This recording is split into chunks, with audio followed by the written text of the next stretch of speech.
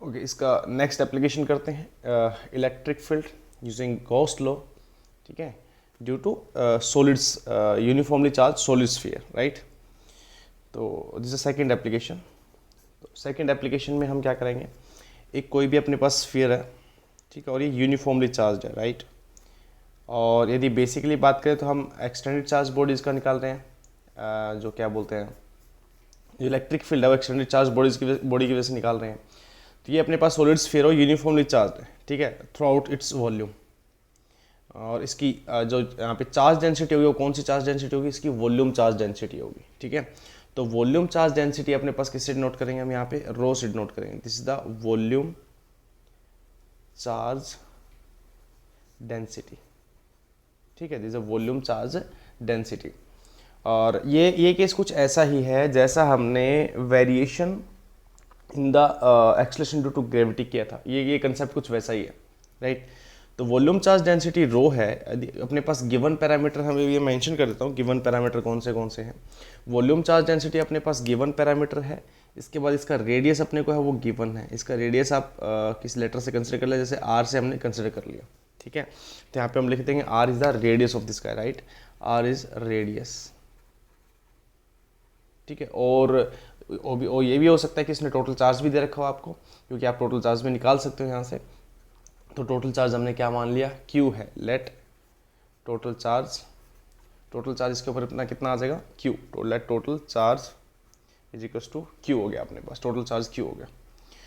तो basic concept अपने पास गोस का क्या बोलता है, बेसिक कंसेप्ट यही बोलता है, सबसे पहला काम क्या है अपने पास, गॉसियन सरफेस कंसिडर करना। लेकिन यहाँ पे अपने पास एक स्फीयर की बात करें तो यहाँ पे तीन अलग अलग पॉइंट होंगे अपने पास जहाँ पे अपने को इलेक्ट्रिक फील्ड निकालना होगा, ठीक है। एक तो होगा आउटसाइड द स्फीयर, कहीं भी हो सकता है आउटसाइड द स्फीयर, लाइक यहाँ पे हो गया। एक ऑन द स्फीयर, एग्जैक्टली हम ऑन द स्फीयर नहीं करेंगे, ऑन द स्फीयर हम इस पॉइंट को डिफाइन नहीं करेंगे। जैसे अपने पास ये स्फीयर है, राइट, इस स्फीयर की जस्ट बाउंड्री के बाद यहाँ पे जैसे वाला पॉइंट आ गया, राइट, स्फीयर की जस्ट बाउंड्री के बाहर, ठीक है। आउटसाइड हो गया, ऑन द हो गया, और इनसाइड द स्फीयर हो गया किसी भी रेडियस पे, राइट। तो अपने पास तीन जनरल पॉइंट होंगे जहाँ पे हम क्या करेंगे, ये जो कैलकुलेट करेंगे टोटल जो इलेक्ट्रिक फील्ड इंटेंसिटी है, किसके थ्रू, किसका यूज़ करके, हम इस यूनिफॉर्मली चार्ज्ड स्फीयर की वजह से। तो टोटल चार्ज हमने Q मान लिया, और अब Q की वैल्यू निकालना चाहो तो निकाल सकते हो, क्योंकि रो इज इक्वल टू क्या होगा अपने पास, टोटल चार्ज अपॉन में वॉल्यूम कितना होगा, 4/3 पाई आर क्यूब, ठीक है।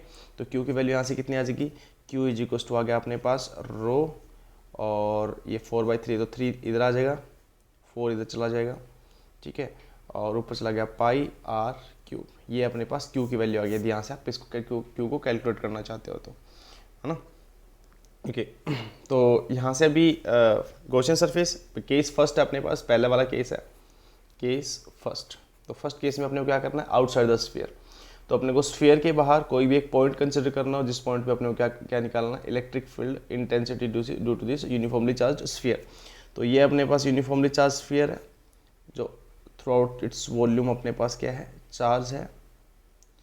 और कोई भी पॉइंट हमने कंसिडर कर लिया, पहले मैं गॉसियन सरफेस बना रहा हूँ वैसे, क्योंकि और गॉसियन सरफेस को कैसे बनाएंगे, गॉसियन सरफेस को कुछ ऐसा बनाएंगे ताकि अपने पास जिस पॉइंट पे अपने को इलेक्ट्रिक फील्ड निकालना हो वो पॉइंट एग्जैक्टली कहाँ पे लाई करता हो, गॉसियन सरफेस पे लाई करता हो।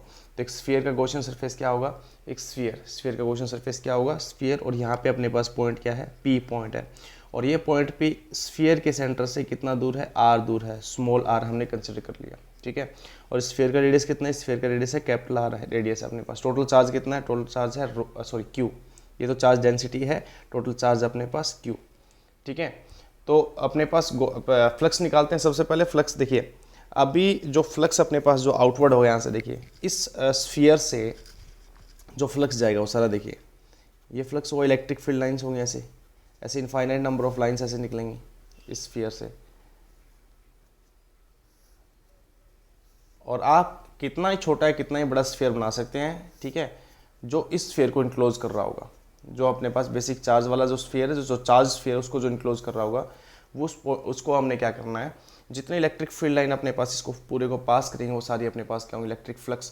तो इलेक्ट्रिक फ्लक्स अपने पास बेसिक कंसेप्ट क्या है, पहले हम इलेक्ट्रिक फ्लक्स का जो मैथमेटिकल तरीका है उससे हम इलेक्ट्रिक फ्लक्स को कैलकुलेट करेंगे, फिर हम गॉस लॉ को यूज़ कर इलेक्ट्रिक फ्लक्स को कैलकुलेट कर लेंगे, और दोनों को हम क्या करेंगे, इक्वेट करेंगे। तो सबसे पहले हम जो एनालिटिकल तरीका अपना एनालिटिकल मेथड है, एनालिटिकल मेथड से हम क्या करते हैं, फ्लक्स को कैलकुलेट करते हैं। तो एनालिटिकल मेथड क्या बोलता है, the flux is equals to, ठीक है, integration E vector dot D S vector, यदि स्मॉल से निकाल रहे हैं टोटल फ्लक्स, राइट। तो इस पी पॉइंट पे अपने को क्या करना है, पी पॉइंट पे इलेक्ट्रिक फ्लक्स आपको कैलकुलेट करना है। पी पॉइंट पे इलेक्ट्रिक फ्लक्स कैलकुलेट करेंगे तो अपने पास क्या करेंगे, यहाँ पे एक छोटा सा एरिया कंसिडर करेंगे हम, राइट। और इस छोटे से एरिया से अपने पास जो फ्लक्स होगा वो, सॉरी एरिया होगा, इसका एरिया वेक्टर ये होगा D S vector. Area vector को हमने किससे नोट किया है, डी एस से। किससे नोट किया है, डी एस से, ठीक है। आप डी एस से नोट कर सकते हैं इसको, स्मॉल एरिया वेक्टर। अब डी एस से नोट नहीं करना तो आप इसको भी लिख सकते हैं, phi is equals to E vector dot D A vector, right. तो आप इसको डी ए वेक्टर भी लिख सकते हैं, वैसे small area vector D A vector. Generally surface area को इसमें जो एस से नोट करते हैं, इसलिए मैंने यहाँ पे डी एस से डिनोट कर दिया।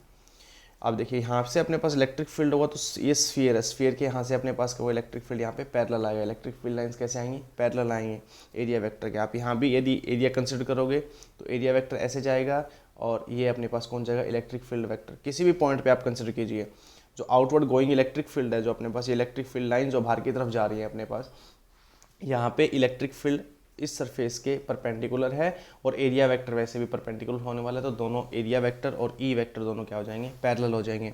आपका क्वेश्चन ये भी हो सकता है कि यदि नेगेटिवली चार्ज हो तो क्या होगा, नेगेटिवली चार्ज हो तो कुछ नहीं, बस सिंपली माइनस आ जाएगा। यदि अपने पास ये स्फीयर ऐसे नेगेटिवली चार्ज हो और गॉसियन सरफेस हमने ऐसे ड्रॉ किया, तो इलेक्ट्रिक फील्ड की डायरेक्शन होगी ये, आउटवर्ड नॉर्मल बनेगा ये, थीटा कितना हो जाएगा, थीटा हो जाएगा इस वाले केस में 180 डिग्री, ठीक है। तो कोई इससे कोई फर्क नहीं पड़ता, यहाँ पे नेगेटिव आ जाएगा, ठीक है। बट हमें फ्लक्स के तो मैग्नीट्यूड से मतलब है, यहाँ पे हमें फ्लक्स को कंपेयर नहीं करना, राइट। तो यहाँ पे देखिए ये अपने पास phi equal to E dot D A vector आ गया, राइट। तो डी अपने पास डी ए वैक्टर आ गया, ई आ गया। तो यहाँ पे दोनों के बीच में थीटा कितना है, यहाँ पे थीटा है 0 डिग्री, राइट।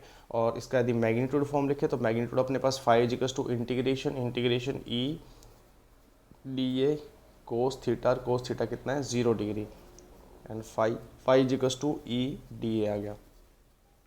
अब ई तो इस देखिए पूरे स्फीयर पे आप किसी पॉइंट पे देखिए, क्योंकि इसके सेंटर से जो ये पी पॉइंट है ये आप यहाँ पे कंसिडर कर ले तभी ये आर डिस्टेंस पे होगा, आप यहाँ पे कंसिडर कर ले तब भी आर डिस्टेंस पे होगा, राइट। तो यहाँ पे जो अपने पास ई है वो क्या होगा, कांस्टेंट होगा। तो इंटीग्रेशन से बाहर कौन आ जाएगा, ई बाहर आ जाएगा, और इंटीग्रेशन के अंदर कौन रहेगा, D A. D A was the small area, this one, right. और डी ए को इंटीग्रेट करें तो कंप्लीट एरिया आ जाएगा। देखिए इसके एरिया से हमें कोई मतलब नहीं है, समझ पा रहे हैं आप। देखिए इस एरिया से अपने को कोई मतलब नहीं है, इस एरिया से जो गॉसियन सरफेस है उसका एरिया इंक्लूड करेंगे, जिस सरफेस के थ्रू फ्लक्स निकल रहा है एक्चुअली, जिस सरफेस के थ्रू जो हमने एक सरफेस कंसिडर किया है जहाँ से फ्लक्स अपने पास लीव या एंटर कर रहा है, ठीक है। तो डी ए का इंटीग्रेशन क्या हो जाएगा, surface area of this guy, right. तो सरफेस एरिया अपने पास कितना हो जाएगा ई, और इसका इंटीग्रेशन कितना आ जाएगा अपने पास 4 पाई आर स्क्वायर, और इसका रेडियस कितना है स्मॉल आर, राइट। तो इलेक्ट्रिक ये अपने पास क्या आ गया, फर्स्ट इक्वेशन आ गई अपने पास। By using analytical method, by using analytical method अपने पास क्या आ गया, फ्लक्स आ गया। अब by using Gauss law, Gauss क्या कहता है अपने पास, यूजिंग गॉस लॉ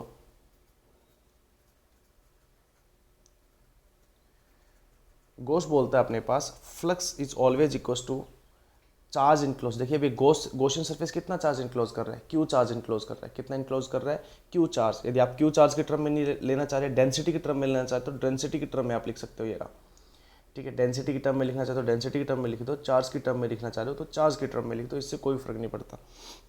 तो फाई इज इक्वल्स टू अपने पास क्या हो जाएगा, total charge enclose by this Gaussian surface, total charge enclose by this Gaussian surface. तो इस गॉसियन के सरफेस के थ्रू चार्ज इनक्लोज कर रहा है क्यू अपॉन में एप्सिलॉन नॉट। तो ये अपने पास फ्लक्स किसके किसके हिसाब से आ गया, गॉस लॉ के अकॉर्डिंग आ गया, राइट। तो यहाँ भी फ्लक्स और यहाँ भी फ्लक्स है, गॉसियन सरफेस सेम है, तो अपने पास फ्लक्स क्या होना चाहिए, इक्वल होना चाहिए। It means using first and second, using first and second क्या आ जाएगा अपने पास, E 4 pi R square is equals to Q upon में एप्सिलॉन नॉट। और हमें निकालना क्या है, इलेक्ट्रिक फील्ड। तो इलेक्ट्रिक फील्ड यहाँ से कितना आ जाएगा, E is equals to 1 upon में 4 pi epsilon naught Q upon में आर स्क्वेयर। आ गया अपने पास इलेक्ट्रिक फील्ड, राइट। और ये कैसा है, ये अपने पास द इलेक्ट्रिक फील्ड अपने पास कुछ ऐसा है कि पॉइंट चार्ज के हिसाब से है ना, जैसा पॉइंट चार्ज अपने पास बिहेव कर रहा था, पॉइंट चार्ज से अपने पास यदि स्फीयर को हम इतना छोटा डिस्टेंस इतना ज़्यादा मान लेते हैं कि अपने पास स्फीयर कैसे बिहेव करे, पॉइंट चार्ज की तरह बिहेव करे। तो बोलता है कि चाहे पॉइंट कहीं भी हो, यदि गॉसियन सरफेस के अकॉर्डिंग निकालेंगे तो अपने पास इलेक्ट्रिक फील्ड यही आएगा, ठीक है। तो ये अपने पास क्या आ गया, ये इसका सॉल्यूशन आ गया फर्स्ट का। लेकिन सेकंड केस है अपने पास ऑन द, राइट।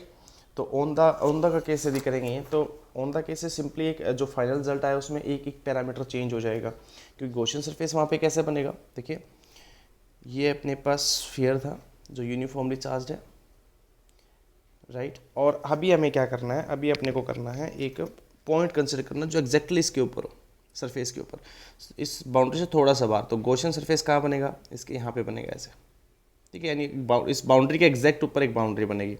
आप एक माइन्यूट डिस्टेंस मान सकते हो दोनों के बीच में, बहुत ही थोड़ा थिन डिस्टेंस मान सकते हो, जिससे हम फ्लक्स को रिप्रेजेंट कर सकें। तो यहाँ से सारा फ्लक्स बाहर जाएगा, तो पॉइंट पी हम कंसिडर करेंगे।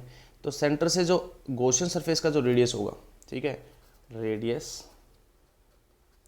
Of Gaussian surface, Gaussian surface, तो गॉसियन सरफेस का रेडियस हमारे पास r, और स्फीयर का रेडियस अपने पास क्या होगा, जो अपने को गिवन है, रेडियस ऑफ स्फीयर, जो चार्ज स्फीयर अपने पास, राइट, उसका रेडियस हमने r मानना था। इस केस में अपने पास क्या हो जाएगा, r और r क्या हो जाएंगे, इक्वल हो जाएंगे। इस केस में क्या हो जाएंगे अपने पास, r और r क्या हो जाएंगे, इक्वल हो जाएंगे। और पहले वाले केस में क्या था, इन प्रीवियस वाले केस में अपने पास था that is small r is greater than capital R, मतलब रेडियस से बड़ा था, राइट। और दूसरे वाले केस में क्या हो गया अपने पास, r is equal to r। तो बेसिकली पूरा डेरिवेशन आप करना चाहते हो, स्टार्टिंग से लेकर लास्ट तक पूरा डेरिवेशन आप कर सकते हो कि अपने फ्लक्स निकालेंगे, flux is equal to phi is equal to integration E D A cos theta. यहाँ से स्टार्ट करके आप फ्लक्स निकालोगे तो फ्लक्स अपने पास आ जाएगा ई 4 पाई आर स्क्वेयर, क्योंकि अब जो पहले वाले केस में अपने पास देखिए क्या आ रहा था, पहले वाले केस में स्मॉल आर स्क्वेयर आ रहा था, राइट। ये रहा small R square, small R square कीजिए, अब क्या आ जाएगा, capital R square, because R is equal to R, right.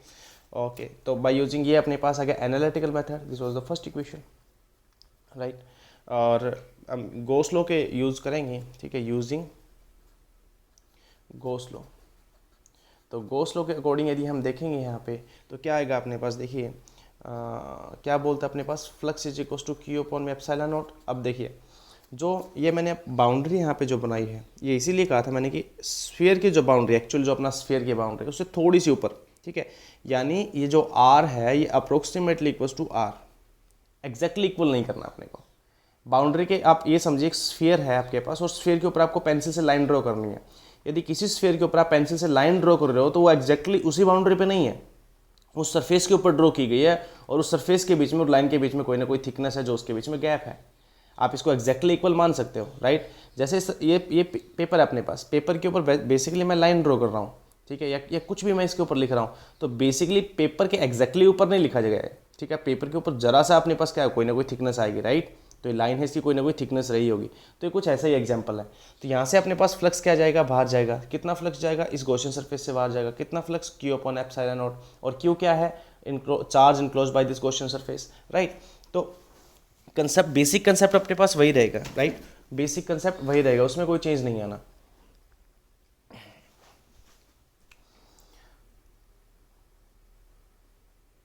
Phi is equal to Q upon epsilon naught, R is equal to R. तो ये फ्लक्स इज इक्वल टू ये आ गया।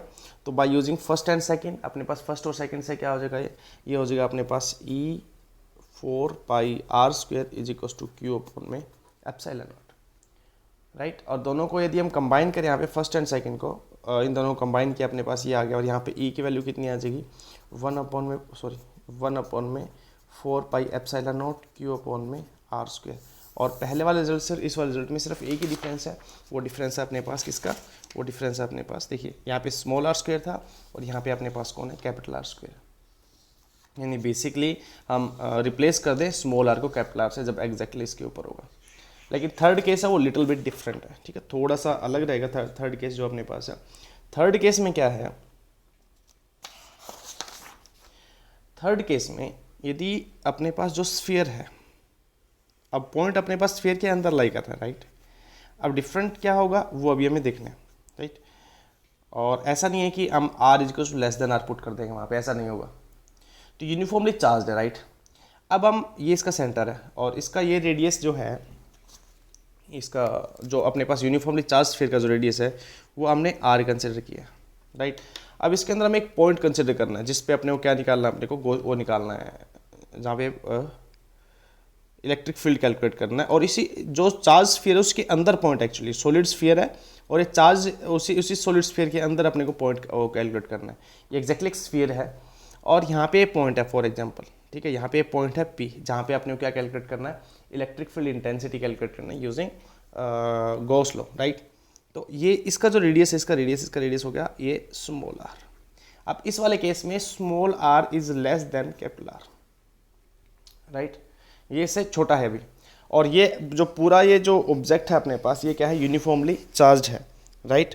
तो यूनिफॉर्मली चार्ज है तो यहाँ पे अपने पास कुछ चार्ज इसके अंदर भी होगा, राइट, और कुछ चार्ज अपने पास यहाँ भी होगा।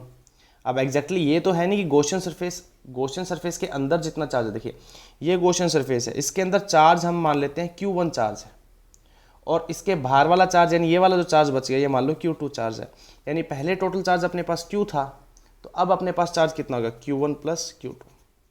यानी चार्ज अपने पास अब डिफरेंट है, चार्ज सेम नहीं है अभी अपने पास। पहले वाला चार्ज जो है, जो भी चार्ज अपने पास पहले हम Q मान के चल रहे थे, तो गॉसियन सरफेस अब चार्ज कितना इनक्लोज कर रहा है, वो कुछ Q1 चार्ज इनक्लोज कर रहा है, और बाहर चार्ज कितना है, कुछ Q2 चार्ज है।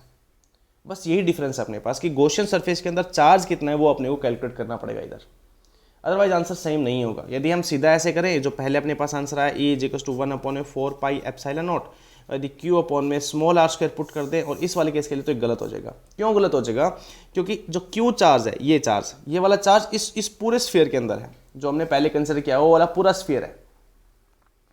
बट जबकि अपने को चार्ज सिर्फ कितना चाहिए, जितना गॉसियन सरफेस के अंदर वाला चार्ज है, यानी सिर्फ इसके अंदर वाला चार्ज, ये गॉस लॉ बोलता है कि अपने पास charge enclosed by the Gaussian surface. तो हमें charge enclosed by the Gaussian surface निकालना है, बाकी बेसिक जो अपने पास रहेगा वो सेम रहेगा, उसमें कोई फर्क नहीं पड़ेगा। तो वो कैसे निकालेंगे, देखिए यूनिफॉर्मली चार्ज है, तो यानी पूरे स्फीयर की चार्ज डेंसिटी, ये पूरे स्फीयर की चार्ज डेंसिटी हमने रो कंसिडर की है, और इस छोटे स्फीयर की जो चार्ज डेंसिटी है वो रो डैश हमने कंसिडर की है। तो if this whole sphere is uniformly charged, then the charge density of larger sphere will be equal to charge density of smaller sphere। ऐसा होगा यदि यूनिफॉर्मली चार्ज है तो, ठीक है। और बड़े स्फीयर की डेंसिटी कितनी है, बड़ी स्फीयर पे चार्ज है अपने पास Q अपॉन में 4, ये हम वॉल्यूम चार्ज डेंसिटी की बात कर रहे हैं, वॉल्यूम चार्ज डेंसिटी सेम है, सरफेस चार्ज डेंसिटी की बात नहीं कर रहे हैं। तो 4/3 पाई r3, यहाँ पे आएगा capital R3 is equals to small, ये वाला स्फीयर अभी है ना। तो इसके अंदर चार्ज हमने कितना मान लिया, इसके अंदर चार्ज हमने Q डैश मान लिया, Q1 मान रखा है हमने, Q1 मानते हैं, Q1 यहाँ पे Q1 मानना हमने चार्ज, राइट। तो Q1 अपॉन में 4/3 pi small r3। I think आप समझ रहे हैं स्मॉल r क्यों लिया गया है, क्योंकि हम सिर्फ इस स्फीयर की बात कर रहे हैं, सिर्फ इस स्फीयर की। तो इस स्फीयर का रेडियस कितना है, ये वाला है। तो फोर्थ ये वाला कैंसिल हो जाएगा, अपने पास अननोन टर्म क्या था, Q1। तो Q1 अपने पास कितना आ गया, Q1 is equal to Q upon में capital R3 into small r3। ये अपने पास जो अननोन टर्म थी Q1 वो अपने पास नोन टर्म में आ गई। Q भी नोन है अपने पास, R भी नोन है और R भी नोन है, क्योंकि कितने डिस्टेंस पे निकालना है तो अपने को पता ही होगा, ठीक है। तो अब यहाँ से यदि हम इलेक्ट्रिक फील्ड कैलकुलेट करें, पूरा प्रोसेस वही स्टार्ट करें हम। पूरा प्रोसेस क्या भी, पहले तो हम फ्लक्स को निकालें by using analytical method. Analytical method अपने पास क्या था कि phi integration E vector dot ds vector या फिर dA वेक्टर, राइट। और इसके ऊपर स्मॉल एरिया हम कंसिडर करेंगे, तो स्मॉल एरिया कंसिडर करेंगे तो अपने पास क्या बनेगा, देखिए स्मॉल एरिया इसके ऊपर हम कंसिडर कर रहे हैं। यहाँ पे ये स्मॉल एरिया कंसिडर कर लिया, तो एरिया वेक्टर ये बनेगा, इलेक्ट्रिक फील्ड वेक्टर भी ये बनेगा आउटवर्ड, तो दोनों के बीच में एंगल थीटा 0। तो सेम अपने पास क्या बन जाएगा, phi is equals to integration E, तो integration E dA cos 0 degree, ठीक है, इज इक्वस टू E क्या आ गया अपने पास, dA, और E क्या रहेगा कांस्टेंट, तो इंटीग्रेशन किसका आ गया, dA। और गॉसियन सरफेस का एरिया कितना हो जाएगा, 4 पाई r² बोले तो small r²। This is the flux by using our analytical method. अब फ्लक्स निकालें किसके मेथड से, गॉस लॉ के मेथड से। तो गॉस लॉ के मेथड से फ्लक्स कितना हो जाएगा, गॉस लॉ के मेथड से फ्लक्स हो जाएगा Q1 अपॉन में एप्सिलॉन नॉट। आई थिंक आप समझ रहे होगे Q1 अपॉन एप्सिलॉन नॉट क्या है। गॉस क्या बोलता है, charge enclosed by the Gaussian surface, this is the Gaussian surface, और इसके थ्रू चार्ज कितना इनक्लोज किया गया है, Q1 इनक्लोज किया गया, Q1 अपॉन में एप्सिलॉन नॉट, राइट। तो ये दोनों को इक्वेट करेंगे हम, इन दोनों को इक्वेट करेंगे तो अपने पास क्या आ जाएगा, E 4 pi r² is equals to Q1 upon में एप्सिलॉन नॉट। और E is equals to 1/4 pi epsilon naught Q1/r², right. ये रिलेशन आ गया अपने पास। अभी देखिए आर चेंज नहीं हुआ, बेसिकली कौन चेंज हुआ पे, चार्ज चेंज हुए, और चार्ज की वैल्यू ऑलरेडी हमें पता है कितनी है, E is equals to 1/4 pi epsilon naught, और कितना आ जाएगा, Q1 की वैल्यू कितनी आ जाएगी, Q स्मॉल r³ अपॉन में कैपिटल R³, और r² नीचे है वो तो रहेगा ही, तो r² से ये कैंसिल हो जाएगा, तो अपने पास क्या बचा, 1/4 pi epsilon naught, right. Q बचा ऊपर, ऊपर बचा R बचा अपने पास, और नीचे कौन आया अपने पास, R³। So this is the electric field due to uniformly charged sphere in the sphere actually, okay. तो ये अपने पास कहाँ आएगा, जब अपने पास inside the sphere, not in the sphere, inside the sphere, right. तो ये स्फीयर के अंदर अपने पास क्या आएगा, इलेक्ट्रिक फील्ड आएगा। तो इसके 3 केस बनते हैं। जब आप होलो स्फीयर से करोगे, जब आपका एक चार्ज, एक आपसे क्वेश्चन पूछा जाएगा कि अपने पास होलो स्फीयर होगा, तो ये अंदर वाला केस नहीं होगा। क्यों नहीं होगा, क्योंकि अंदर चार्ज तो होगा नहीं, तो गॉसियन सरफेस बनाओगे, तो गॉसियन सरफेस के अकॉर्डिंग क्या बोलता है, यदि हम यहाँ पे इसको होलो कंसिडर कर लें, ऐसा होलो स्फीयर कंसिडर कर लें, बाकी केस सब सेम होगा, कोई फर्क नहीं होगा, लेकिन इसको होलो कंसिडर कर लें, तो चार्ज सिर्फ इसके सरफेस पे होगा, यहाँ पे होगा। यदि यहाँ पे सिर्फ चार्ज होगा तो ये अपने पास खाली है यहाँ पे यदि हम गॉसियन सरफेस ऐसे ड्रॉ करेंगे, तो गॉसियन सरफेस चार्ज तो कुछ इनक्लोज कर ही नहीं रहा है, राइट। जो चार्ज इनक्लोज नहीं कर रहा, तो चार्ज यहाँ पे कितना आ जाएगा, 0, तो यहाँ पे फ्लक्स कितना आ जाएगा, 0, ठीक है। होलो में सिर्फ ये फर्क रहेगा, बाकी पहले दोनों केस नहीं है वो सेम रहेंगे। थर्ड केस में होलो की वजह से खाली, बीच में से स्फीयर खाली होगा, जैसे बॉल है अपने पास, है ना, तो बॉल के ऊपर यदि चार्ज हो अपने पास, ठीक है, और यदि अपने पास क्या हो जाए, बॉल की सरफेस पे चार्ज हो, उसके अंदर यदि इलेक्ट्रिक फील्ड देखना चाहेंगे, तो अंदर इलेक्ट्रिक फील्ड कितना आएगा, 0 आएगा, ठीक है। और ये कंडक्टर जो है, कंडक्टर के अंदर यदि कोई कैविटी है, कोई खाली है, कोई होल है, तो उसके अंदर अपने पास इलेक्ट्रिक फील्ड क्या होता है, 0 होता है, ये उसका प्रूफ भी है, ठीक है। तो अभी आप ये लेक्चर ये करेंगे कंप्लीट, और इसको समझ के आप दूसरा करने की कोशिश करेंगे।